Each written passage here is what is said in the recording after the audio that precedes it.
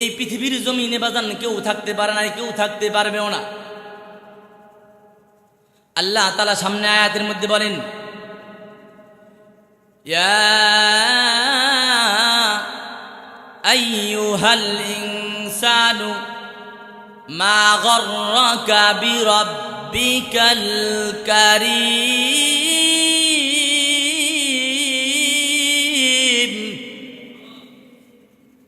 আমার বাজান না গভীর মনোযোগ দিবেন, দিলের কানটা লাগাই দিবেন। আমার আল্লাহ তাআলা বলেন, ইয়া আইয়ুহাল ইনসান, শুরুতে যে ইয়াটা আছে এটা হরফে নিদা, আরবি ব্যাকরণ হিসাবে এটাকে হরফে নিদা বলা হয়। এই হরফে নিদার অর্থ হলো হে আইয়ুহাল ইনসান। আমার আল্লাহ তাআলা ডাক দিয়ে বলেন, ইয়া আইয়ুহাল ইনসান, হে মানব জাতি, হে মানুষ। কাদেরকে বলে বলেন? আমাদেরকে ডাক দিয়ে বলতেছেন, ইয়া আইয়ুহাল ইনসান, হে মানুষ, হে মানব জাতি, মা গররাকা বিরাব্বিকাল কারীম। মা গররাকা, শুরুতে যে মাটা আছে এটা মা এ ইস্তিফামিয়া, প্রশ্নবোধক শব্দ মা।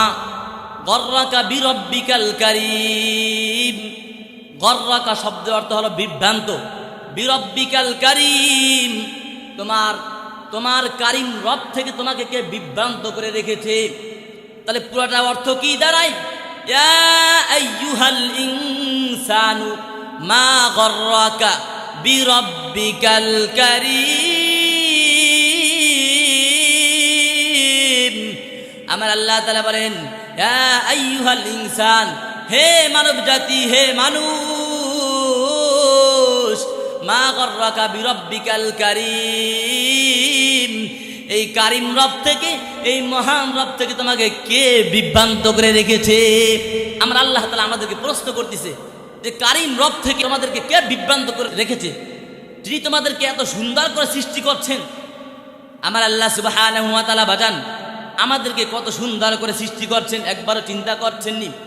কোনো ব্যক্তি, কোনো মানুষ যদি তার নিজের বডির দিকে তাকায়, কিসের দিকে তাকায় বাজান বলেন?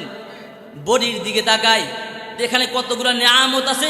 কোনো ব্যক্তি যদি এদিকে তাকায় তাহলে সে কখনো গুনাহ করতে পারে না।